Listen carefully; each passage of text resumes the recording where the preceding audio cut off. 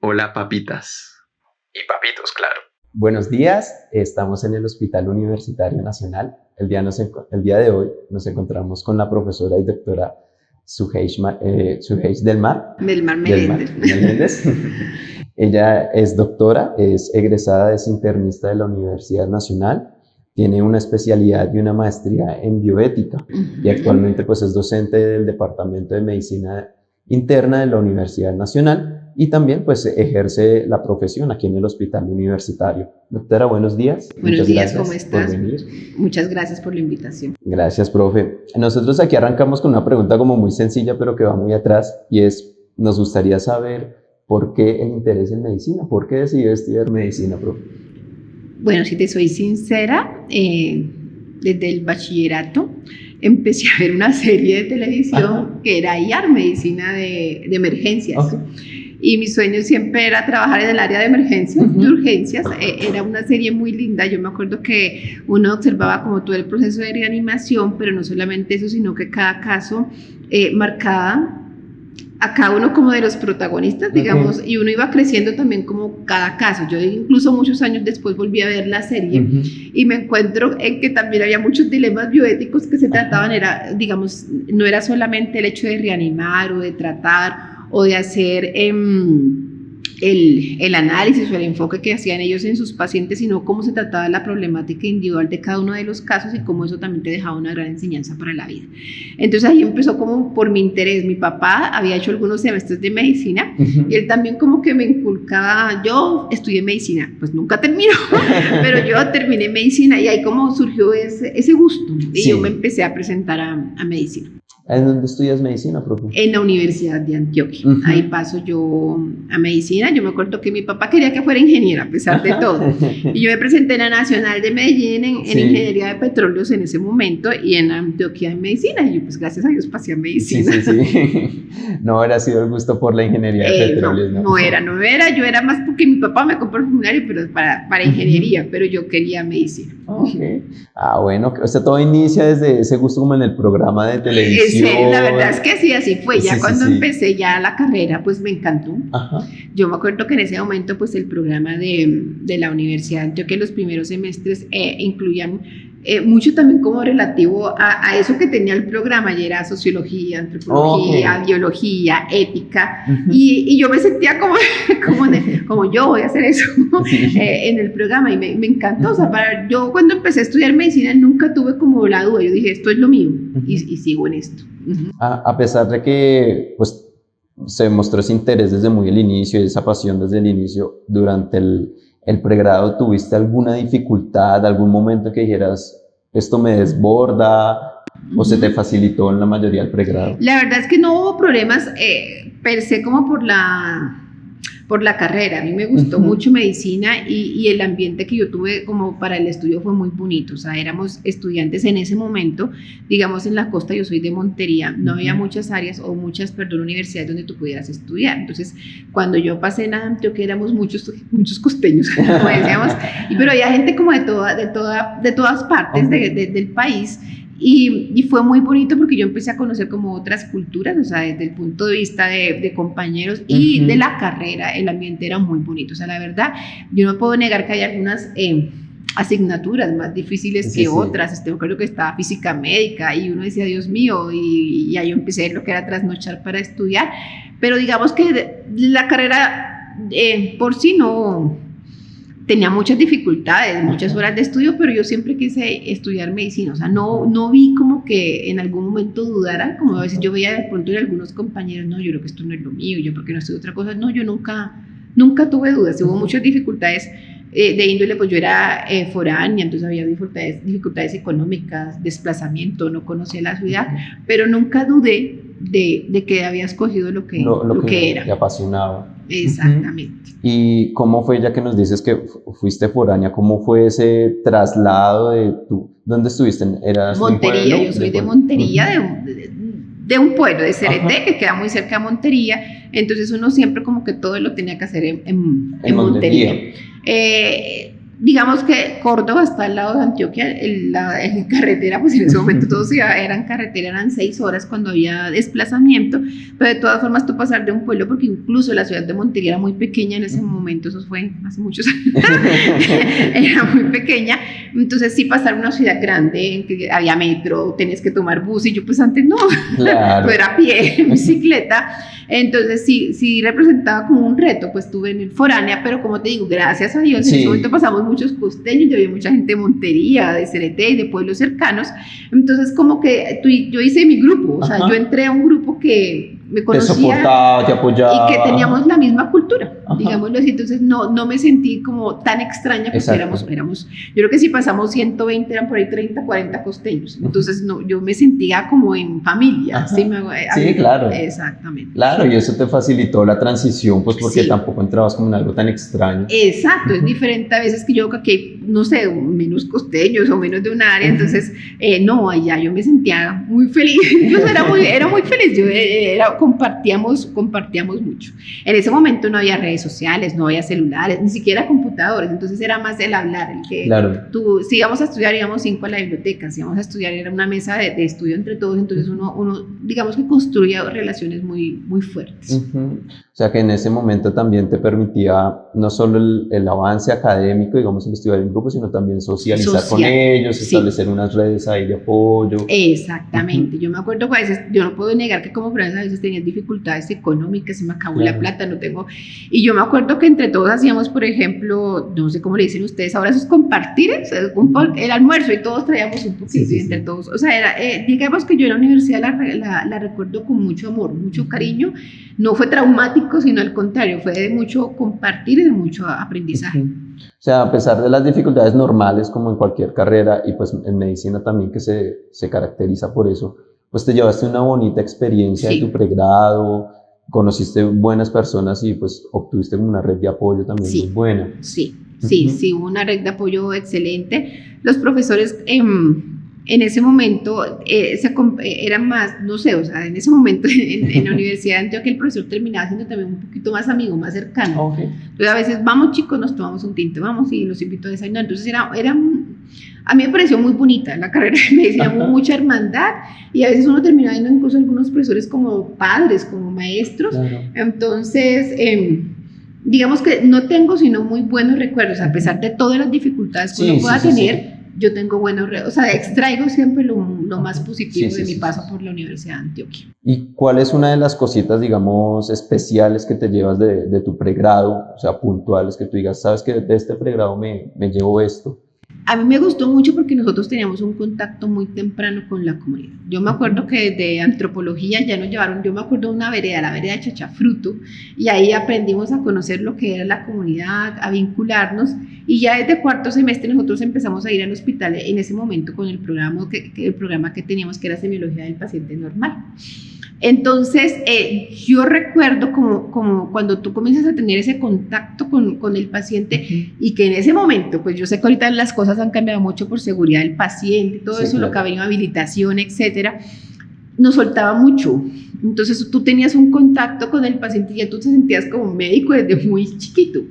Entonces, eso yo creo que ese contacto inicial te permite como querer mucho más la carrera y saber que tú en realidad vas a ayudar a las personas, o sea, no es, a veces digamos que con los años uno aprende que no cura tanto, pero que sí ayuda mucho. Entonces, esos contactos que tuvimos desde muy chiquiticos y que ya cuando yo me acuerdo que ya pasamos después a medicina interna, ya yo tenía que evolucionar, yo era como 10 pacientes, una cantidad de gente, y que en ese momento era muy duro. Yo me acuerdo cuando empezaba una revista como a las 7 y a la 1 y todavía estábamos escribiendo, eran cosas extenuantes, pero a la larga yo rescato mucho eso, el que se pudiera tener tanto contacto con el paciente, y tanto que yo digo que uno aprende medicina viendo pacientes, a veces yo le transmito eso a mis estudiantes, o sea, yo creo que uno no aprende más, o sea, todo lo que tú puedas aprender no es leyendo, no es un artículo, sino hablando con tu paciente. Entonces se va un poquito más allá del contacto, digamos, profesional, de buscar signos, síntomas y dar un diagnóstico y un tratamiento, en fin, sino sea un contacto más a personas, según lo que usted me dice, por la cantidad del tiempo, sea un poco más familiar, digamos. Sí, yo creo que en ese momento Pues como te digo, no había tantas redes sociales, yo no tenía que interrogar a profundidad al paciente para poder llegar a un diagnóstico. Me acuerdo que las radiografías eran en un bloque, tenías que te imprimía el hemograma en otro bloque, entonces uno tenía que rescatar muchísimo de la clínica, de lo que tuviera tu paciente. Había, como digo yo, a veces entre comillas leyendas urbanas, y era que uno tenía que desarrollar el ojo clínico, que viendo al paciente ya tú tenías que saber qué era, y uno soñaba con eso en ese momento. Entonces, yo creo que rescato mucho. A veces uno, aunque es malo que se compare, nosotros éramos muy prácticos. O sea, en ese momento yo veía como a veces llegaban rotantes de otras universidades y sabían tanta teoría, yo, Dios mío, y nosotros éramos como un poco más prácticos por el volumen que teníamos. Pero eso me permitió eso, o sea, como saber que tú tenías que llegar a tu paciente. A veces hay tantos problemas ahorita de comunicación en que uno tiene que estar en el sistema viendo y que no vea los ojos del paciente. Yo creo que eso me dejó la universidad el paso en ese momento, y es el contacto, o sea, el que tú tienes que establecer contacto con tu paciente para poder llegar a un diagnóstico y ayudarlo en lo posible, porque independiente de lo que sea, él quiere que tú lo ayudes de alguna forma. No, y uno está para ahí pues prestando ese servicio. Y ¿desde dónde empieza ese interés, digamos, por la medicina interna? ¿Empieza desde pregrado? ¿Empieza después? Desde pregrado, cuando yo pasaba por las quirúrgicas no me gustaba. Yo cuando pasé por medicina interna, pues obvio, siempre es como la leyenda urbana, el internista sabe todo y estudia todo, y eran tan dedicados, y yo quisiera ser así. Yo veía a mis profesores, es como cuando tú te creas modelos. Yo creo que uno se crea modelos y uno quiere seguir esos modelos. No significa que los cirujanos no fuesen modelos, sino que no era tu modelo, ¿no? No era el mío, yo me lo sentía, yo no sabía tomar bien la pinza, ya había compañeros que les encantaba suturar, y yo, Dios mío, yo tengo que aprender a suturar, pero no es lo que me apasiona. Digamos que yo era feliz escuchando una charla de medicina interna, pero no suturando. Entonces, yo creo que eso sí se va creando desde el pregrado. Entonces, ya al final, yo me acuerdo cuando había tantas prácticas en cirugía, yo prefiero, no, usted suba salas y yo evoluciono el piso. No sé, me gustaba más quedarme con el paciente y evolucionar. Entonces, yo creo que desde que pasé también por medicina interna y ya hice la comparación con las quirúrgicas, yo siempre me dije, yo voy a hacer clínica.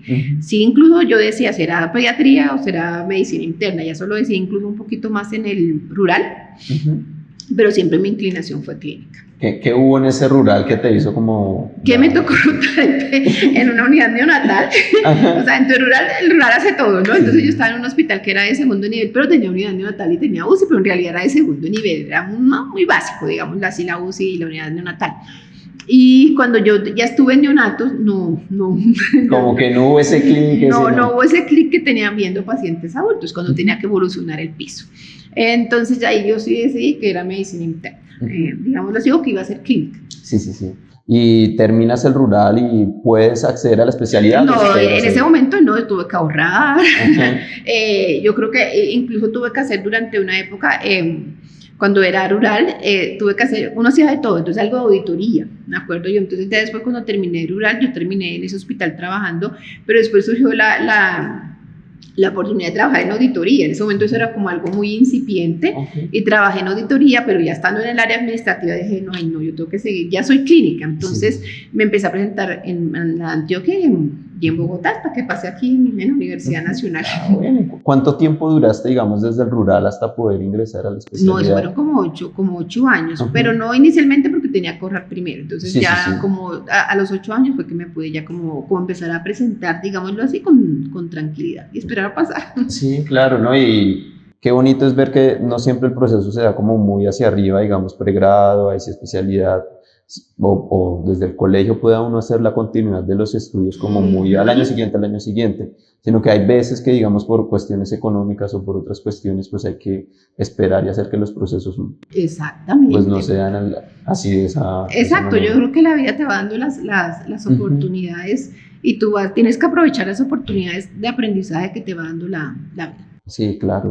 Y nos dijiste que ese ya en la especialidad, ya recién ingresando, una de las cosas que te marca un poquito duro es que ya es como un volumen más grande de pacientes, y ese contacto que habías tenido y aprendido desde muy chiquita en la universidad como que ya no lo tienes. ¿Cómo es ese proceso? De pronto ya no tener tanto tiempo, poder intimar de pronto tanto con tu paciente? Lo que pasa es que, digamos, en la especialidad, cuando yo entro aquí a la especialidad ya es un poco más teórica incluso que lo que yo había hecho en el pregrado. Por la misma, yo creo que sí hay escuelas y entonces la escuela era un poquito más teórica. Entonces eso sí fue un primer impacto para mí porque yo siempre he sido muy pragmática, muy práctica, porque así me hizo mi escuela. Es como, ¿qué voy a hacer? No sé, me hago entender, no tanto. Y el internista a veces es como la leyenda urbana, piensa, pero yo pienso y hago, no sé. Entonces eso fue como un primer, digamos, choque, impacto, si tú notas que hay diferencias de escuelas en ese momento. Pero al final yo creo que uno tiene que empezar a adaptarse, o sea, donde tú tienes que empezar a adaptarte. Yo me adapté incluso de ciudades, si me hago entender, de ciudades en escuelas, y no, pues ya me metí en esto, ya tengo que seguir en esto. Sí, igual había un volumen importante de pacientes en mi posgrado, digamos que a través de los años también eso ha cambiado. Yo me acuerdo que a veces tenía que evolucionar, no sé, 20, 30 pacientes, a veces había interno, a veces no había interno, pero a la larga es muy duro, pues obviamente uno en el posgrado tiene muchas más responsabilidades que incluso en el pregrado, porque ya tú eres un médico, entonces ya tú tienes más responsabilidades, pero yo siempre he creído que no tienen que decirte qué tienes que hacer, tú sabes qué debes hacer. Entonces, pues tenía que estudiar el doble y el triple, no dormir, pues no dormir, pero tenía que sacar el posgrado adelante. ¿Y te ayudó, digamos, ese periodo entre rural y especialidad? Yo creo que sí, porque a veces esa experiencia te da un poquito más de seguridad. E incluso puedes tratar de vislumbrar un poquito más que podía el enfoque, o sea, el enfoque inicial, que es lo que nosotros tenemos que hacer. Yo creo que es importante como internistas y sí me ayudó mucho, o sea, esa experiencia yo creo que sí es fundamental, ojalá en que usted pueda llegar con algún tipo de experiencia a su posgrado. Al posgrado, independientemente de cuál, también esa confianza en uno mismo también de... Exactamente, es como por acá, es cuando tú dices de pronto el ojo clínico sí existe, que a veces ahora le dicen el pálpito, etcétera, y es que a esa experiencia sí te ayuda a tomar decisiones con un poquito más de seguridad. Igual nosotros en medicina siempre nos movemos en una incertidumbre, pero te ayuda a tener un poco más de seguridad. Que trata uno de apoyarse, digamos, en la literatura y todo, pero pues siempre hay una incertidumbre. Lo que pasa es que cuando uno aprende de un paciente no significa que ya el paciente te va a decir las cosas, o sea, yo creo que es que tú viendo el paciente y orientándolo como crees, pues tú te vas a la casa a estudiar. Si tienes dudas, tú tienes que ir a estudiar. O sea, uno nunca termina de estudiar medicina. Yo a veces tengo muchas dudas todavía. O sea, yo creo que nadie sabe nada. Uno no se las sabe todas. Y yo siempre en mi revista yo a veces genero preguntas. O sea, a veces lo que me conocen yo, y si es tal cosa y por qué es tal cosa, y si es seguro que es eso, vamos y revisamos y mañana hacemos la tarea. Y yo la hago. O sea, a veces se me olvida, no la hago, pero yo espero que mi residente la traiga, pero se trata de aprender. O sea, yo creo que el medicina es un aprender constante. A veces yo digo, es una ciencia, entre comillas, de verdades transitorias. O sea, lo que dice esta guía hoy, mañana cambia. Este estudio me dijo una cosa, de pronto este me va a decir otra. Entonces, es que lo que tú ves en el paciente, tienes que ir a estudiar tu paciente. Claro. Y enfocarlo en el paciente, ¿no? No es la misma enfermedad en cada uno. Exactamente. Yo creo que hace poquito hablaba con un profesor y yo decía, a veces que hemos vuelto muy algorítmica la medicina, muy estandarizada. Yo creo que la medicina en realidad no se puede estandarizar. A veces las guías de práctica clínica que buscan estandarizar los manejos, busca, yo creo que un poquito más impactar en otra cosa que no va a meter mucho, que es como el costo o la justicia distributiva, pero al final, sobre todo los internistas, empezamos a ver no tanto los pacientes que se ajustan a la guía, sino los que se salen de la guía, es decir, particularizar un poco más la medicina. Es decir, tratar pacientes, no tratar enfermedades. Sí, claro. Y en ese periodo se me olvidó como preguntarte, entonces, hiciste el rural y después trabajaste un poquito en auditoría, y después ahí sí entras a la especialidad o trabajaste otra vez en la parte clínica. No, yo me vine a Bogotá, porque cuando trabajé yo dije, no, yo tengo que volver a la parte clínica y como voy a empezar a presentar en Bogotá, así paso, trabajé aquí en Bogotá. ¿Y en qué trabajas? ¿Consulta externa o...? En hospitalización. En hospitalización. Sí, porque gracias a Dios caí en hospitalización de adultos, que es lo que me gustaba. Sí. Y ahí sí pasas a la especialidad. Ahí paso a la especialidad. De esas primeras dificultades nos dices que aquí la escuela es un poco más teórica y tú pues eres más práctica, más pragmática también en cierto sentido. Y pues esa es como una de las dificultades, ¿no? Entonces empezar a apoyar esa practicidad con la teoría. ¿Qué otras dificultades se te presentan en la especialidad? En ese momento, ya eso ha cambiado un momento, mucho diríamos yo, acuerdo, no había ley de residentes, hacíamos turnos 24, 48, 36 horas, no había ni pre ni posturno, entonces sí es mucho más complejo. Y en ese momento había un poquito más, que igual yo creo que eso desde que empezamos, incluso mi cohorte, ya uno veía menos, pero todavía existían como esos estratos que hay, R1, R2, R3, entonces eso para mí, porque igual, sin ánimo de comparar, yo no vi mucho eso en el pregrado. Entonces en el posgrado, ve, aquí sí. Una jerarquía más marcada. Más marcada igual. Yo creo que a mí no me tocó tan duro como otras leyendas urbanas que uno escuchaba, pero digamos que eso también para mí fue como de impacto, de bueno, estoy en esto, igual me tengo que adaptar a esto. Digamos, saber moverse un poco entre esa jerarquía. Exactamente, sí, así es. ¿Tuviste alguna dificultad como mujer al ingresar al área de medicina, después en la especialidad? No, la verdad no. A mí en medicina éramos muchas, en el pregrado éramos muchas mujeres y en el posgrado yo creo que estaba como algo balanceado. No era de tus 30, 70 o sí. Pero había muchas mujeres, o sea, no tuve, yo no lo viví de verdad ni en el pre ni en el posgrado, no. Ok, y terminas entonces, digamos que esas dos dificultades de moverse entre la jerarquía ya más marcada aquí, ahí sí empezar a nadar en el mundo de la teoría. ¿Y cuáles son de esas alegrías ya que te encuentras al hacer match de pronto así con tu especialidad? A mí me gustaba la especialidad, entonces cada vez que me iba bien, yo era feliz. Después de las primeras rotaciones que fue, yo creo que son siempre duras para muchos residentes, pero ya cuando tú logras, o pues yo logré como adaptarme y al final yo decía, o sea, siento que aprendí en la rotación, porque yo creo que siempre uno no se debe fijar mucho en la nota, sino en lo que tú sientas que realmente estás aprendiendo.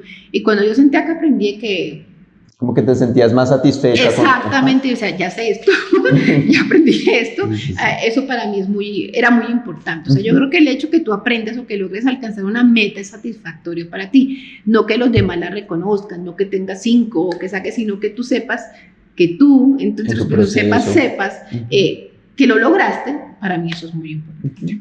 ¿Cuál es, ya que entramos aquí en esta área, cuál es una de las recomendaciones que de pronto le das a las personas que están interesadas en estudiar medicina interna o a los residentes que hasta ahora están empezando? Yo creo que uno debe hacer las cosas porque le gustan, que la disciplina no es que te la tengan que imponer, yo no tengo que decir que tienes que estudiar, te tiene que gustar. Si a ti algo realmente te gusta, entonces tú sabes que es el deber ser, que seas una persona excelente, persona, porque yo digo que si uno es una persona buena, va a ser un buen profesional, te va a ir bien. Entonces, si tú haces algo a gusto, en que sabes que eres una persona ayudando personas, ese concepto para mí es muy importante. Entonces, que ya tú tienes un deber con esas personas que tienen dignidad, que merecen respeto, tú te tienes que esforzar. Eso es para mí lo más importante. No el sacar buena nota, no el leer 50 artículos, que son muy importantes. Yo no puedo negar que no son muy importantes, pero es que yo eso lo tengo que traer aquí a esta persona. Entonces de pronto esta persona, no sé, viene en una comunidad en que no va a encontrar eso, o tiene estos problemas económicos, o tiene estos problemas sociales. Entonces cuando yo digo personas, que tú tienes que ver como un todo en esa persona, no es solamente voy a aplicarle este artículo porque es el último que sale, no es, lo puedo hacer, es eso. O sea, se vuelve como muy importante el hecho de dedicarse a uno a lo que le gusta.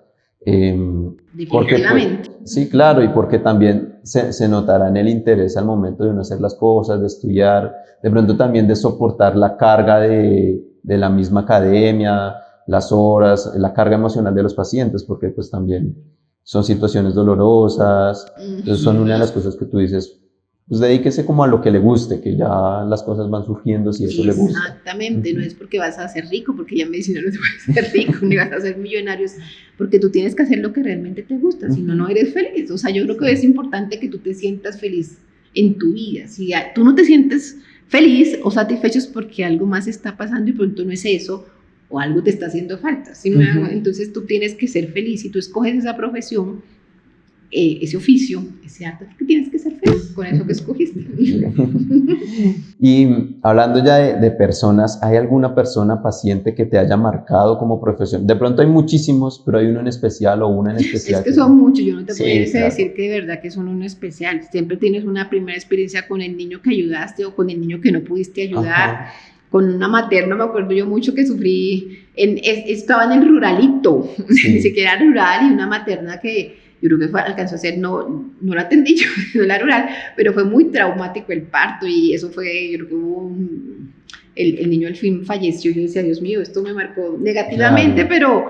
pero de eso aprendes, aprendes también, como aprendes del paciente que te dice gracias, que pone una felicitación, o sea, todo eso te va marcando. Sí, de la crítica, de lo bueno y de lo malo, ahí se puede yo no te puedo decir de verdad que ha sido uno, porque ya yo terminé en el 2002, muchos, pero yo creo que es importante que todo te marque, no sé, o sea, yo no te puedo decir que es uno solo, porque hay muchos, sea para bien, sea para mal, sea porque me puso una queja, o sea porque me felicitó, te han marcado. Bueno, sí, lo importante es como saber qué obtener de cada paciente, de cada experiencia. De cada experiencia, y tú de cada paciente vas a aprender algo, o sea, no le pregunté esto, ya sabes que la próxima vez tienes que preguntar eso, por ejemplo. Sí, claro, no, y la idea en esta área también siempre es tratar de aprender de los errores, pues para que otra persona después, pues tratar de evitar que se cometa el mismo error. Por ejemplo, no sé, las dinámicas sociales, nuestro país es muy heterogéneo, y ahorita aquí recibimos muchas personas de territorios nacionales, y tú de pronto allá no pueden acceder a este medicamento, y yo le estoy mandando el medicamento, y pues para qué se lo mandé si allá no puedo poder acceder a, o sea, todas. Y es donde se quedan cortas a veces un poco las guías, la literatura, que a veces pues es muy de afuera, Europa, América. Exactamente, tú tienes que adaptar eso a tu país, y como digo, Colombia es tan heterogéneo, incluso la región. O sea, es complejo porque viene de acá hay esto, aquí no hay esto, aquí esto. Es decir, a qué puede acceder en cada una de las zonas de las que están viniendo. Y entonces terminas la especialidad y empiezas a trabajar de una vez aquí en el hospital, ¿o yo terminé y empecé en el hospital de Suba, de un vuelito. Cuando yo terminé, yo creo que el hospital empezó como en mayo, yo acabé en abril, y ya en mayo acabó el hospital. Yo me acuerdo que sí, un profe muy querido me llamó, y empecé a yo trabajar aquí también en el hospital, sí. Sí, fue como, me enlacé una vez en el hospital. Casi estrenando hospital. Sí, fue en mayo. Ya entras allá al área más profesional, digamos, ya con la especialidad y todo. ¿Cuáles son de esas figuras como docentes o profesoras que te quedaron, que te marcaron? De todas las personas tú aprendes, de todos los profes que te dan la oportunidad, el doctor Fajardo, el doctor Cano, el doctor Arteaga. Yo puedo mencionar todo el departamento, la doctora Nalia, la doctora Gladys, porque tú de todos aprendes, y con todas las personas que has estado tú aprendes, de todos aprendes. No es que se me haya olvidado algunos, sino que con todos los que roté, de todos ellos aprendí, que incluso muchos son compañeros míos de trabajo ahora.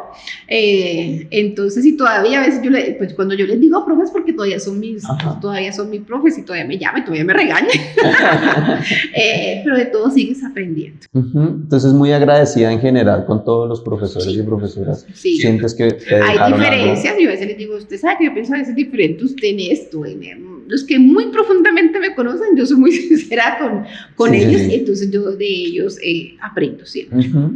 Y ya ¿cómo es, digamos, esa transición? Ahora que lo comentas, pues ya uno de estudiante siempre ve a sus docentes allá arriba. ¿Qué tal es esa transición de ya pasar de docentes a colegas prácticamente? ¿Se siente algún cambio, alguna alegría, satisfacción? Pues uno siempre va a sentir satisfacción y alegría, porque yo creo que es muy, o sea, que ser docente o ser profesor a mí me parece tan importante. Es una alegría porque es que es chévere porque te permite aprender todos los días. Sí, o sea, cuando tú eres profesor tú puedes aprender mucho más, porque yo también no he sido, o sea, he trabajado en algunas otras entidades, no como profesora, sino solamente en el área asistencial, digámoslo así, y a veces un poco más mecánico. Yo tomo la decisión, yo la hago, punto. Aquí tú puedes aprender porque aprendes del estudiante, aprendes del interno, aprendes del residente y aprendes de tus profesores que ya son tus colegas. Entonces el ser docente te permite aprender y aprender y aprender, y eso es muy bonito. O sea, tú sientes incluso que te falta mucho más y que tienes que seguir leyendo, pero te permite como seguir adquiriendo conocimientos.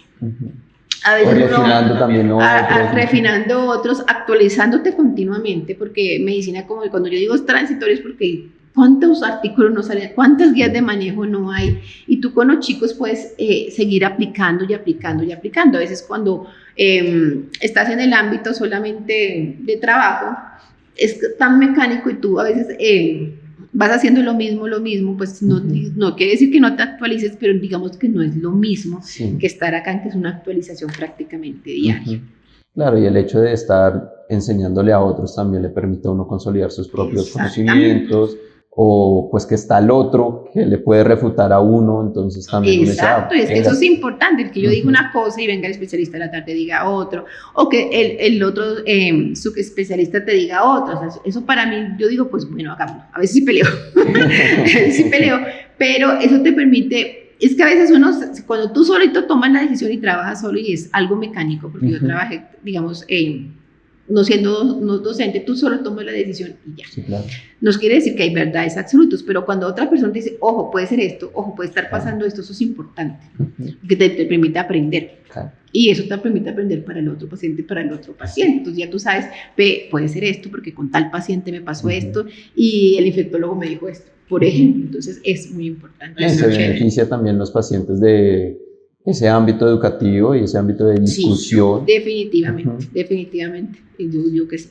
Ok, entonces tú entras aquí al hospital y te dedicas de una vez a la docencia, ¿o? Sí, porque digamos que siempre que estás en el hospital tienes incluso también llegué a trabajar en SUBA, me acuerdo yo, en SUBA fui docente también como docente ocasional, aquí ya entro como docente de semiología.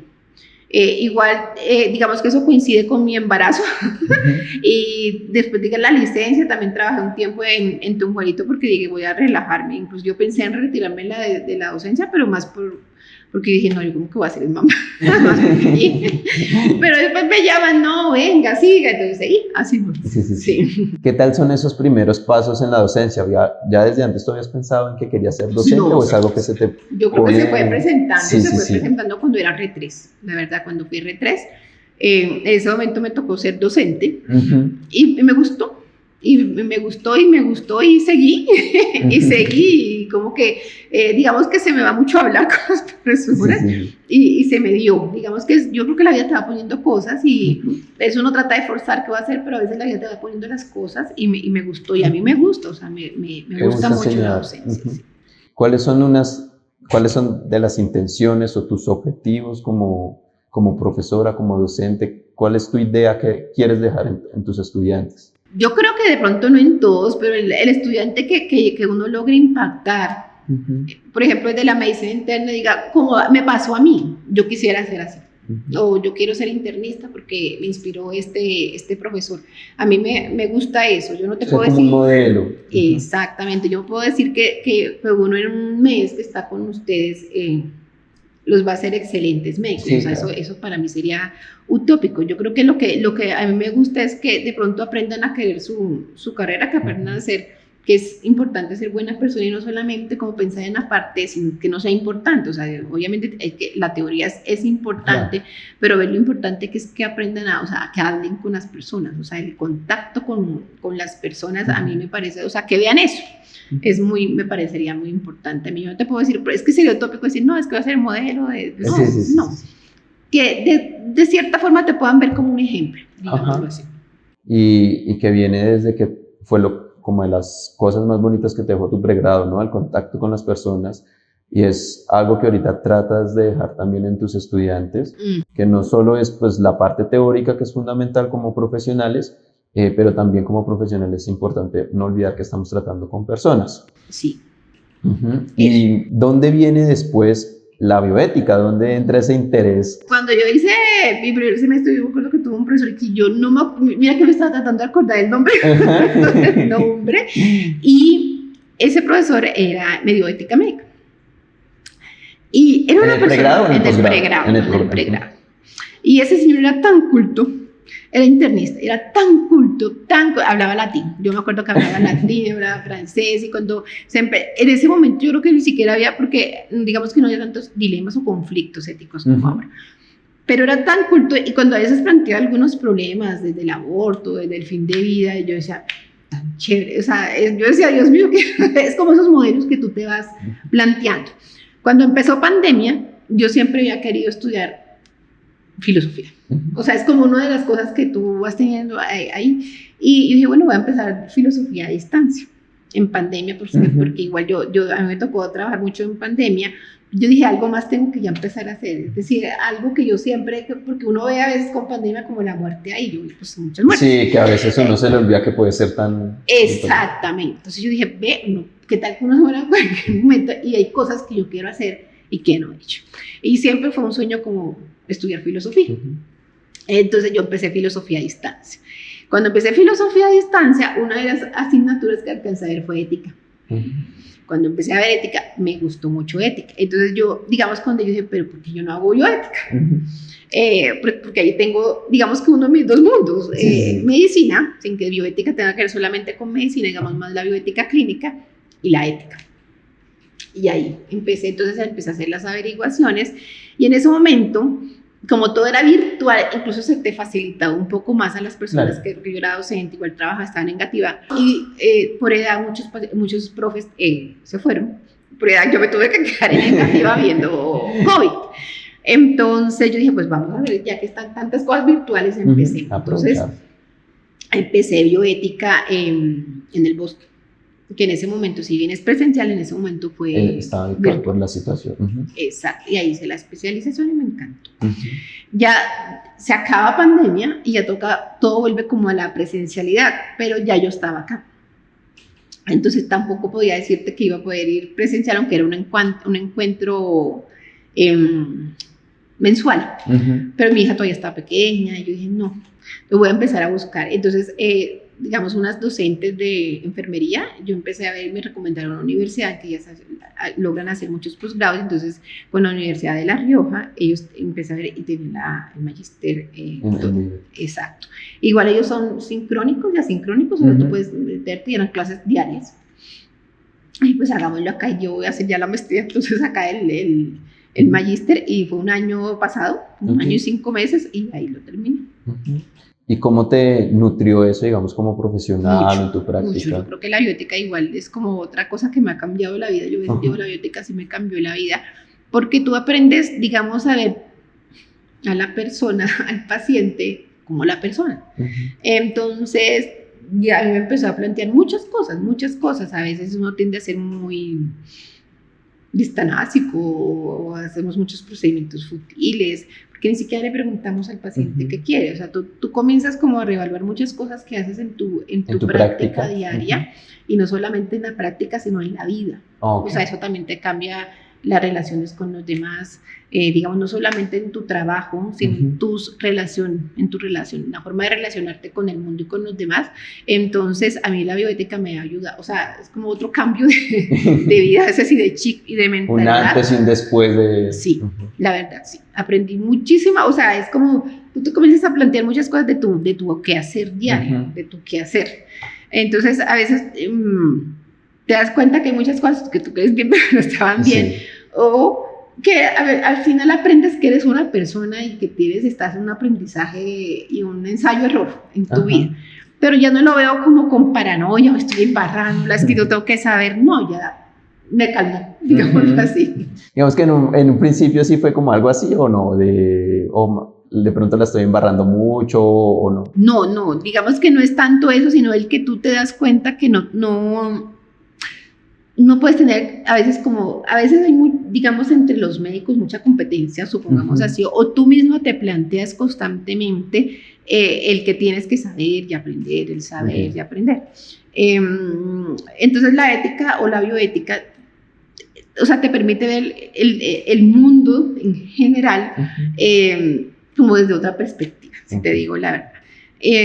Y tú... o yo, salió mucho más calmada, mucho más calmada en la forma de tratar a tu paciente, de tratar a tu alumno, de tratar al residente, el R1, el R2, el R3, a tus colegas, mucho más calmada, mucho más calmada, sí. ¿Qué sientes que de pronto de la carrera facilita esto, que uno no tenga como esa visión del mundo que te permitió a ti obtener la bioética? Número uno, que yo creo que desde que ustedes o que desde que se entra a primer semestre todo es muy competitivo, muy de que tienes que saber y aprender y sacarte 5 y saber y aprender y sacarte 5. Ser un buen médico, pues yo que ser un buen médico, no sé, o sea, es que no es el que saque 5 o el que opere mejor de pronto, sino que yo creo que tú tienes que aprender a ser buena persona. Y yo creo que nos falta eso. Y cuando yo a veces hablo con los directivos, es que faltan que ellos, de pronto cuando yo llego ese contacto más chiquitos con el paciente, es que van a la persona, o sea, que desde más chiquitos se comiencen a plantear qué es lo realmente importante en cuanto a ayudar a las personas. De pronto no es salvar la vida a todo el mundo, de pronto es solo ayudarlos, solamente escucharlos. No es ser tan intervencionista a veces, sino te quieres seguir. Claro. O sea, el que tú ya tengas conversaciones mucho más profundas con tus pacientes, que a veces les puede dar información de la forma adecuada y que ellos tomen sus decisiones. Todavía creo que ellos somos muy paternalistas y creemos que como tenemos el conocimiento, lo vamos a aplicar sobre esa persona, pero esa persona también puede tener preferencias. Claro. Si yo de pronto le explico un poco más, puede tomar la decisión. Entonces, yo creo que falta es un poquito como en la formación del... Como que haya una formación más estructurada del impacto de nuestras decisiones, no solo a nivel médico. A veces hay universidades que tienen, digamos, una ética, una bioética, digamos, transversal, porque a veces en un semestre uno se queda... Es bonito cuando yo empecé, por ejemplo, a dictar bioética y algunos alumnos me escriben después de... Imagínense que vi esta película y me acordé de usted, me pasó esto y me acordé de lo que usted me dijo en una clase. A mí eso me parece muy bonito. Entonces uno se da cuenta que hay cosas que te hacen pensar más allá de... Hay unos que duermen en clase, yo no te puedo decir que no. Pero las dinámicas de los problemas que pueden surgir en torno a un procedimiento me parece muy importante, de que tú hables del aborto, que hables de la eutanasia y que eso está ahí, porque a veces uno habla y uno cree que eso está allá, pero resulta que eso está ahí en tu paciente. Lo que pasa es que a veces ni les preguntamos.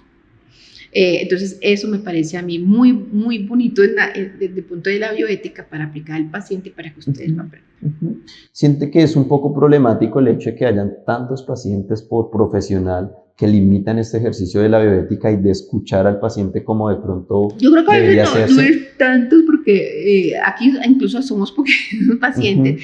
Lo que pasa es que yo creo que las dinámicas en salud han cambiado tanto, entonces a veces uno tiene que evolucionar y que tener las salidas listas a tal hora y que si no, no le pagan el día al hospital. Entonces tú tienes que involucrarte ya no solamente en la parte asistencial, en la parte académica, sino también en la parte administrativa y en los procesos. Tú eres como un endamiaje más, digamos, de todo lo que son los procesos. Entonces, alcanzar un equilibrio en todos es complejo.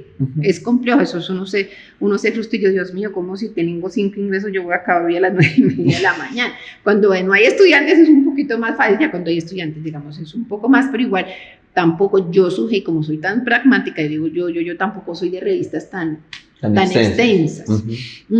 Porque tiendo a hacer eso, o sea, hay que hacer esto ya. No, sino hay que hacer esto. Entonces, digamos que alcanzar un equilibrio en todo es complejo. Porque igual uno entiende que si tú eres como una parte de esto administrativo, pues si no hay hospitales, ¿cómo hacemos? Sí, claro. Porque uno también se tiene, bueno, y si el hospital quiere, ¿qué hacemos? No estoy diciendo que el hospital quiere, sino ¿qué hacemos? Y lo mismo pasa si trabajas aquí o trabajas allá, tú eres parte de un complejo administrativo, tienes que aprender también cómo funciona eso, que es también lo que yo a veces le digo a los estudiantes. O sea, acuérdense que no es solamente nuestra labor como médicos, sino también nuestra labor administrativa, porque también tenemos que ir ahí. ¿Y siente que eso es un problema? ¿Podría ser una crítica o digamos que la estructura en la que estamos inmersos no digamos académica, sino administrativa? Pues porque un estudiante lo ve. De hecho, pues una de las reflexiones de séptimo que me quedaron es que el que pasa más tiempo con el paciente es uno, el de sexto, el de séptimo, y cada vez, a medida que avanza uno en la pirámide, cada vez pasan menos tiempo con los pacientes. Y entonces uno ve que los compañeros, así de nosotros, son los que establecen pues una intimidad que pues es muy buena, una alianza con ese paciente muy buena. Entonces, como ya profesional, ¿cuál cree que es una de las causas que impide que ya ustedes como profesionales o ya residentes pues impidan tener ese contacto? Porque a veces uno ve que es muy corto, o sea, prácticamente uno es el que hace como la historia clínica detallada, porque el residente pasa 5 minutos y ya está, ni auscultan ni nada, bueno, uno tampoco, en fin.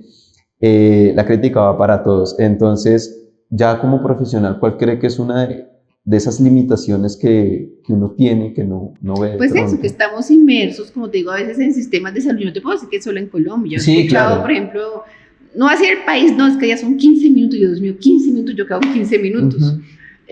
Porque tienes que ver volumen, pues porque tienes que ver rápido a los pacientes, porque todos tienen que tener atención. Entonces yo creo que eso va mucho, cuando a veces yo escucho ¿cómo es que le dicen? Médicos, que ahora se me olvidó, que puedan tener más capacidad de hacer cosas, pero digo, es que eso no depende solamente de ti como médico, sino de todo el sistema. Sí, me hago entender, o sea, que el sistema te dé las herramientas suficientes para que tú puedas obtener el resultado que quieres. Pero vuelvo e insisto, es lo que tenemos. Y con lo que tenemos tú tienes que lograr el mayor resultado posible. Yo no te puedo decir que no podemos estar mejor, obviamente que ojalá y pudiéramos estar mejor, pero no me puedo centrar en lo que no tengo. Digamos que esa es tu parte pragmática de decir, venga, tampoco me puedo quedar en lo que me falta, sino también tengo que ver qué es lo que tengo y cómo ayudo a esa persona, porque es que si yo, digamos, me frustro si yo solamente pienso en lo negativo y en lo que no tengo y que el sistema tiene estas falencias. No, o sea, con esto que tengo, ¿yo qué puedo hacer para ayudar a esta persona? Porque a veces tú no ayudas a veces a la persona, no sé, con el último medicamento, sino escuchándolo. De pronto tú le das el último medicamento y no se le va a tomar por X o Y, porque tiene otros problemas, que no eran solamente ese. Entonces, con esto que tengo, ¿yo qué voy a hacer para ayudar a esta persona? Sin olvidar también las falencias y que se pueden mejorar. Yo me centro en eso, pues, que pongo la queja, que peleo, los que me conocen que la doctora pelea y que yo hablo con este y que hablo con el otro y que pongo la queja acá, pues yo lo hago. Pero mientras que eso pasa, pues también voy haciendo con lo que tú. Exactamente, pues porque al final yo tengo que tratar de ayudar a esa persona. No sé si me hago entender, o sea, tengo que con lo que tengo ayudar. Y si estoy en una parte y no hay, porque yo he estado, por ejemplo, en hospitales que son de un segundo nivel, que yo no tenía tomografía, yo pues, con la radiología, si se dañó rayos X, pues con la clive, pero con algo tengo que tratar de ayudar a la persona. Digamos que eso fue una de las cosas que también te llevas del pregrado, al no, pues pienso yo, no ser como de la parte central donde se tiene la mayoría de recursos, sino pues estar en las áreas periféricas del país donde hay mucha... Pues digamos que estuve en Montería, pues allá no hay a veces tomografía, eso era un lujo. Ya cuando llegué a Bogotá, yo me acuerdo que estuve en Saludcot, pues ahí sí había como muchas cositas, yo no te puedo decir que no, pero ya incluso como internista he trabajado pues en hospitales en que no hay otras subespecialidades, hay otros hospitales en que es lo mismo, o sea, el especialista, punto, o sea, a veces solamente hay rayos X. Y eso te ayuda a pensar mucho más, a hacer un mejor ejercicio incluso clínico. Cuando tú tienes mayor tecnología, menos ejercicio clínico vas a hacer. Que a veces es el problema que tenemos ahorita nosotros, y es que tenemos muchos recursos en términos, no sé, de conocimiento. Ya pues podemos acceder a una cantidad de información. Ustedes tienen ahora inteligencia artificial. Hace poquito yo estaba aprendiendo algo, que me estaban enseñando algo de inteligencia artificial. Y yo me acuerdo que para hacer una exposición yo a veces duraba solamente 2 días solamente buscando la información y buscando los artículos, y ahora resulta que tú le preguntas y me dice la respuesta y te da la bibliografía. Yo pues ya ni para hacer una búsqueda, o sea, puedes hacer que yo me demoraba hasta 1 día, 2 días haciendo una búsqueda de buena información. Una inteligencia artificial te la dan en 2 horas, en 1 hora ya te da todo eso, y tú lo que tienes que ir y leer los artículos. Ustedes ahorita tienen muchísimas cosas, cada vez hay muchas más cosas, incluso Colombia es un país que tecnológicamente digamos que tiene muchos atrasos. Ya cuando a veces yo hablo de medicina particular, es que ya viene la edición génica, tú puedes ver el genotipo de la persona, ver qué medicamento es el que le va a servir mucho más, o sea, todavía estamos yo creo que años luz, pero para allá vamos, hacer algo un poco más particular. Y eso está ahí, igual está ahí a la vuelta de la esquina. Lo que pasa es que hay países que tienen mucho más acceso y que la brecha muy seguramente en equidad se va a abrir más, más inequidades entre países a los que puedan acceder a esa tecnología y los que no puedan. Se vuelve un reto entonces también cómo volver, o bueno, para nosotros también, saber utilizar toda esa mano de recursos. Es que hay países que plantean eso, o sea, cuando yo he estado de teorías en educación, dices que el conocimiento está y los recursos están, tienen que aprender a aplicarlo y de pronto analizarlo, pero ya muchos de los recursos ya están, o sea, digamos, a veces tú tienes una buena imagen tridimensional, reconstrucciones, ya tú puedes ver todo lo que tiene tu paciente, ya puedes hacer cirugía simulada, o sea, puedes hacer una cirugía antes de, porque ya la reconstrucción eso antes no lo teníamos. Sí, o sea, digamos que los adelantos biotecnológicos van por allá y a veces nosotros estamos como por acá. Ahora, eso no significa que no tengas que hacer ejercicio clínico, sino que nosotros tenemos que hacer ese, porque yo creo que ese ejercicio clínico es el que realmente te afecta al paciente. Digamos que hay países en que ya muchas veces ni siquiera haces el ejercicio clínico, ya solamente mandas tomografías, exámenes y con eso llegas a un diagnóstico. Pero nosotros todavía no tenemos eso, con eso tenemos que trabajar. Y bonito también el reto de que pues, a nivel tecnológico se está volviendo una medicina más personalizada, las cuestiones de genética, imágenes ya nos permiten, pero también queda el reto de que exista o no tecnología, nos queda un gran reto, un gran trecho de poder hacer una medicina personalizada, pero en el trato humano. Es decir, no hay tecnología que pues le permita a uno. Incluso pues hay inteligencias, no hace mucho leí que había una inteligencia artificial en donde la pusieron a contestar llamadas, algo así en un call center, y a votar a las personas que recibían el trato quiénes eran mejor, si es la persona o la inteligencia artificial. Pero resultó que ahora la inteligencia artificial trata mejor que nosotros. Mira, eso es importante. Entonces es una gran deficiencia que yo creo que muchos pacientes... yo salgo a la calle y le pregunto cómo lo ha tratado su médico y yo sé que la gran mayoría me dice que se ha sentido muy mal. Es un reto ahí que tenemos a pesar de la tecnología. Y ya dejando ese pedacito, me gustaría saber cómo fue pasar por la etapa COVID, ya que eres la primera profesional que tenemos. Hemos entrevistado profesores, entonces eres la primera profesional que tenemos que pasa en esa etapa COVID. ¿Cómo es ese paso? Pues, digamos, yo en ese momento era docente en el hospital de Engativá y ahí sale como que todos los que tienen mayor de 60 años, y yo no yo me quedé. Y aparte de eso, pues yo estaba también contratada para el hospital y donde estaba yo fue el piso COVID. Pues yo era la internista y era el piso COVID, entonces yo atendí muchísimo, yo creo que aprendí la primera y la segunda. No sé, hola, sí. Los picos, el primer y segundo pico. Y yo a veces atendía que, yo no sé, 20, 30 pacientes, entraba yo a ver los 20, 30 pacientes, en ese momento pues no eran muchos los profesionales que podían entrar, yo veía 30 sola, o sea, entraba 30 pacientes aquí también, o sea, cuando ya llegué aquí al 8UN también me tocó atender, y pues ahora estamos en el segundo pico, también atendía yo como 30 o 40 pacientes sola, o sea, yo venía y decía, esta sí, pues porque era impresionante. Y como tenías todo ese equipo, pues no podías sentarte y escribir, o sea, tú tenías que ir viendo y está así, y tomando decisiones. Fue mucho miedo e incertidumbre al principio porque no se sabía nada y era totalmente desconocido. Y uno fue viendo cómo las cosas, era uno, eran dos, eran tres, no cerraron el piso, cerraron todo el piso, cerraron en la otra ala, o sea, eso fue como creciendo y expandiéndose. Y como algunas pacientes, o sea, tú los veías hoy y ya en la tarde fallecían. Entonces, digamos, fue muy duro, por eso me hizo replantear muchas cosas, estudié hacer filosofía, estudié ética, todo eso fue en esa área, en ese tiempo, en ese lapso de tiempo, porque yo empecé a replantear muchas cosas y sí me muero. Se muere mi esposo, porque mi esposo es cirujano de tórax, él también estaba en la primera línea y le tocaba ver todas las complicaciones COVID. Y tenemos una niña muy chiquita, mi familia estaba por fuera, la única familia que tiene acá es su mamá que ya tenía muchos años, entonces prácticamente estábamos aislados y no hacíamos más sino hablar de tus pacientes, de mis pacientes y por ahí escuchando todo eso, entonces digamos que para mí fue muy duro el encierro, y yo nunca estuve de acuerdo con decía, Dios mío, o sea, esto no es la vida, o sea, yo creo que en algún momento tendremos que enfrentarnos a la pandemia y abrir puertas. Ya cuando tú ves tanto paciente COVID, ya le vas perdiendo, o sea, la verdad yo le perdí hasta el miedo. Al final, no es que no usara, yo tenía todas mis medidas de bioseguridad, pero ya los viste ahí, ya no los veías como, ay. Es que al principio fue un poco, no sé qué es lo que está pasando, esto está avanzando muy rápido. Exacto, pero ya al final, pues ya están acá, sigamos. Y los atiendes y los atiendes. Y si bien tiene respeto, yo tenía mucho respeto, ya no tanto miedo. O sea, no sé, no.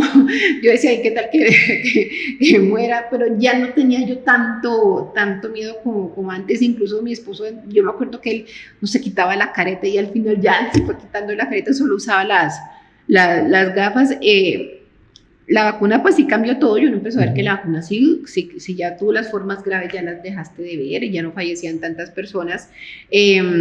Digamos que para mí el COVID me hizo replantear muchas cosas en mi vida, dentro de esas de empezar a hacer las cosas que yo había dejado de hacer y que es importante, es que yo creo que no solo todo es medicina, o sea, tienes que empezar a hacer otras cosas en tu vida y por eso empecé a estudiar lo que siempre, que si bien yo sé que lo que quiero hacer es médica, mi profesión es médica, yo quiero aprender otras cosas. Entonces empecé a hacer esas cosas. Entonces yo creo que eso sí fue muy importante en mi vida. Sí, claro, a pesar del impacto emocional. Claro, es que tú ves personas muy jóvenes y me decían, tengo miedo a que me muera, tranquilo, y se murió. O sea, eso te empezó como marcando, o sea, no puedo, digamos, solo centrarme en una cosa, tengo que hacer todas las cosas que yo quiero hacer, que no sé cuándo me voy a ir. Claro. Le hace recordar a uno de pronto la vulnerabilidad que uno a veces olvida de pronto desde el área médica. Exactamente. Que uno también es un ser humano y que en cualquier momento, cualquier enfermedad o cualquier cosa, pues le puede dar un giro. Exactamente, y que la muerte a veces cuando ve la muerte, uno a veces la ve lejos cuando eres viejito, no sé si... Sí. Y no, la muerte está ahí, para todos la muerte está ahí. Y qué más que tú, cuando yo hice bioética, una profe nos hizo una pregunta, y es, si usted se muere hoy, se muere en 2 minutos, muere tranquilo. Y uno decía, no, yo no, porque quiero verme a mi hija. Entonces tú comienzas a replantearte esas cosas también desde la bioética, es decir, o sea, ¿qué es lo que te hace feliz? Porque yo creo que la felicidad no es que tengas plata o voy a ser feliz, tú tienes que ser feliz, o sea, es un estado, si tú estás con muchas inseguridades o algo, es que algo te está pasando y no estás siendo feliz, tienes que ser feliz, con o sin plata, o sea, médico o no médico, tú tienes que ser feliz. Entonces yo creo que eso fue muy importante en pandemia, es que... Un cambio drástico, o bueno, no tan drástico, pero sí te cambió como la manera de ver el mundo y de ver tu proceso de cómo estás haciendo lo que te interesa. Sí, de vida sí. Cuando tú te enfrentas porque es diferente que tú lo veas, pero es que yo los veía a ellos, o sea, claro. y te transmitían su miedo, tengo COVID. A veces tenías mamá y papá y uno lo lograba y el otro no, o sea, esa transmisión de miedo permanente a que me voy a morir, a que es una total incertidumbre, te ayuda a valorar la vida. Y como tú tienes que valorar tu vida, tienes que hacer lo que te haga feliz en tu vida. Entonces yo creo que el COVID sí nos marcó muchísimo a los que tuvimos la oportunidad de tener primera línea. Y al día de hoy, volviendo a hacer la misma pregunta de la profesora, si te murieras en 2 minutos, que ojalá no, ¿te sientes más satisfecha con la vida que estás llevando? Sí, digamos yo sí, pero todavía quiero que mi hija esté más grande, sí, porque ya tienes una persona que depende de ti, mi hija tiene 7 años, entonces yo digo, a veces digo, ojalá pueda morir cuando sepa que ella es independiente. Exacto. Digamos que es diferente cuando ya eres madre, al ver es mamá, pero sí, yo cuando ella me hizo esa pregunta, la respuesta fue exactamente la misma, yo quiero morir cuando yo sepa que ya mi hija es independiente. Bueno, profe, ya para ir cerrando, recopilando un poquito de estas diversas áreas que has tenido, entonces, facetas, por decirlo así, ¿cuáles son al momento del día de hoy, si hicieras una reflexión, si te pensionaras al día de hoy? Ojalá esperara pronto, no me ¿Cuál es una de las cosas que te llevas de todo este recorrido que has tenido pues, en el área de la medicina, y no solo la medicina, porque ya tocaste otras áreas del conocimiento? ¿Qué te llevarías? Mira, yo creo que la medicina es hermosa, a veces yo digo es duro, yo le digo a mi estudiante la vida es dura, porque es dura y es muy difícil, o sea, la medicina es una carrera muy difícil, es una carrera de toda la vida, tienes que estudiar toda la vida y te cargas de muchas cosas, pero yo sí hay algo, y es que la medicina es humana, o sea, es de esas carreras en que tú siempre tienes humanidad y tienes la humanidad constantemente a tu alrededor. Con tu paciente, y más yo que soy muy afortunada porque también la tengo con ustedes. Entonces, yo creo que desde el punto de vista de la medicina, yo soy muy feliz siendo médico y más siendo internista. Yo adoro la medicina interna porque para mí es muy integral. O sea, aunque suene como cliché que es integral, es muy integral. Entonces, yo creo que eso adoro yo de la medicina y sobre todo de la medicina interna y de la vida en general. es que yo creo que uno tiene que querer todo. O sea, yo quiero a mi familia, quiero a mis colegas con defectos o no, me peleo con ellos, yo los quiero. A todas las personas que me rodean, yo trato de quererlas. Cuando yo digo querer, es eso, es como el que transmitir siempre algo bueno. Y aprender de ellos, aprender de todo. A veces yo cuando me da rabia, yo digo, es así por algo, o en ese momento hizo eso por esto, es entender, es eso, no llevarte lo feo, sino transformar lo feo en lo bueno. Darle como un contexto también a la acción particular de las personas, de pronto no cargarse tanto. Yo le digo a los chicos, no hay nada en negro y blanco, todo es una escala, es una escala de colores. Entonces, es eso lo que tienes que tratar de hacer en tu vida, y entonces tratar de ser feliz, lo que te digo, que tú tengas una vida feliz. Ha sido como una de tus valores principales, ¿sí? La felicidad, y tratar de tener un día lleno de felicidad con las dificultades pues, que trae cada uno. Peleo, y a veces se ríen de mí los estudiantes que peleo, etc. Pero al final, es que yo al final de cada noche yo pienso qué me pasó en el día y reflexiono. Y es que tú por lo menos sientas, no es que eres perfecto, no, pero que mucho de lo que hiciste te satisface y te llena. Exactamente. Y como no te vas a pensionar ahorita, ¿cuáles son de tus objetivos, de tus esperanzas a todo este proceso que sigue, que falta a nivel profesional? Yo quisiera hacer doctorado en bioética, vamos a ver si se me da en algún momento. Es lo que sigue. La maestría la acabé como en enero, febrero, ya que por fin ya sustenté la tesis y todas esas cosas, la acabé. Dije, igual tengo la coordinación académica, que eso es una carga administrativa muy, muy alta. Pero quisiera hacer en algún momento el doctorado. Vamos a ver si se da, pues si no se da, no se da. No sé, sí. A veces uno cree que estudiando alcanza como todos los objetivos. Todos los objetivos, pero a veces los objetivos son seguir siendo profesora, seguir siendo una buena mamá. Es que de pronto esos son los objetivos. Si se da bien, pero si no, con lo que estoy feliz. A veces uno aquí en medicina se acostumbra a que el título es lo que me da... ¿Qué vas a estudiar después? ¿Qué vas a hacer después? Y de pronto eso no es lo que te está dando la felicidad en ese momento. Yo soy, si tú me lo dices, yo ahorita estoy feliz. Sí, o sea, yo tengo una hija, tengo una familia, tengo a mi esposa, tengo a mi papá, mis hermanos, tengo a los estudiantes, entonces... Yo digo, no estoy feliz, tengo una especialidad, 2 especializaciones, una maestría. Pues si hago el doctorado, bien, pues si no lo haré. Sí, ya la vida te ha venido mostrando cuáles son las cosas como que te van llenando. Si no haré un curso de pastelería, no es en serio, o sea, me gustaría aprender otras cosas también. Entonces, esas cosas se piensan y me parecen chéveres. Y qué chévere que como a otras personas no llegan hasta el final de vida para uno darse cuenta que pues hay otras cosas que también le gustaría hacer. Sí. Fue esto lo duro también, no solo de la pandemia, sino creo que uno también como estudiante se va dando cuenta, pues que las personas que están en el hospital pues ya están por algo, están enfermas por algo, y así no sea su final de vida, pues hay una limitación para hacer cosas. Entonces, qué bonito es que poder ver y que tú digas, bueno, quiero hacer estas cosas y las voy a hacer, o voy a tener la intención de hacerlas, de no solo quedarme aquí. Pues porque mi vida en cualquier momento se puede ir. Pues obviamente uno no tiene la angustia todos los días de que se va a morir. Exactamente. Pero puede pasar. Pero puede pasar, así es. Así es. Entonces, bueno, profe, me alegra mucho que nos hayas dedicado este tiempo. Nosotros ya para cerrar hacemos una pequeña actividad, no muy extensa. Y ahorita tú venías hablando también, pues es algo de lo que dejamos aquí, y es que pues hay muchas buenas y malas experiencias, pero de todas se puede aprender algo. Pueden que de a unas no se aprenda mucho, pero cada una trae su aprendizaje. De la misma manera, nosotros traemos como a manera de, ¿cómo decirlo?, de generar un poco más de empatía entre las personas que pasan aquí por las entrevistas, y para los que nos oyen, demostrar qué emociones han tenido las personas. Por eso la entrevista va más como orientada a eso. Y aquí tengo como una lista de emociones, cada tarjetica es una emoción, con el mensaje de que no hay emociones de pronto positivas o negativas, sino que más bien a veces es cómo nos comportamos, que nos puede llevar a un comportamiento negativo o con consecuencias pues nefastas. Pero la idea es que pues cojas una tarjetica de estas, cualquiera, no las veas, y nos cuentes una experiencia con esa emoción. Y ya. Esa sería como la actividad, la que quieras. El temor. ¿Qué me da temor?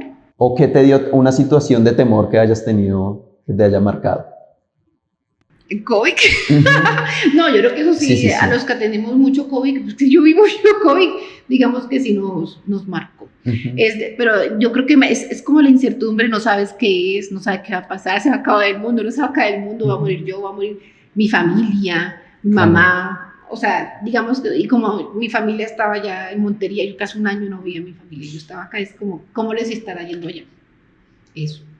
Entonces yo creo que esa incertidumbre que tú no sabes qué va a pasar, ni contigo o con los tuyos, eso da miedo. Claro. Sí, yo No, creo que y eso. darse cuenta que en ese momento uno ya no tiene control de muchas cosas, de prácticamente Yo nada. quería de las que viajar como no había aerolínea. Yo me acuerdo que un hermano se quedó atrapado aquí, mi hermano, Ujú. y no se pudo devolver. O sea, yo creo que estuvo casi 6 meses, era como la única visita que nosotros recibíamos, pues porque es más joven que yo y no le daba miedo visitarnos, porque otra cosa nos tenía mucho miedo a los médicos, Claro. y además si éramos de primera línea. Y yo creo que el único contacto que tenía mi hija y nosotros con el exterior incluso y era como sagrado que él nos iba a visitar cada tercer día. Y era lo único que también teníamos contacto. Entonces yo me acuerdo que mi hermano se quedó atrapado acá y Dios mío, ¿cómo no se podía ni devolver? No podía devolverse a Montería. Vino por una cuestión de trabajo y se quedó atrapado. Digamos que todo eso sí, Sí, me sí, generó sí. temor. Claro, mucho temor, mucha incertidumbre, pero también algo de lo bonito que nos narras de ese temor fue reenfocar tu vida y la manera de llevarla. De llevarlo, sí. Ujú. Eso fue importante. Ah, bueno, profe. Bueno, muchas Y gracias. esto, muchas gracias a ti por este tiempito que entre tanta vida ocupada, pues yo sé que es complicado siendo médica internista, pues ya uno se da cuenta Sí. que es muy valioso el tiempo. Muchas gracias, Bueno, profe. muchas gracias a ustedes. Listo. Ujú. Ya. A la orden. Parece que Gracias, esté muy profe. bien, listo. Ya voy, chao.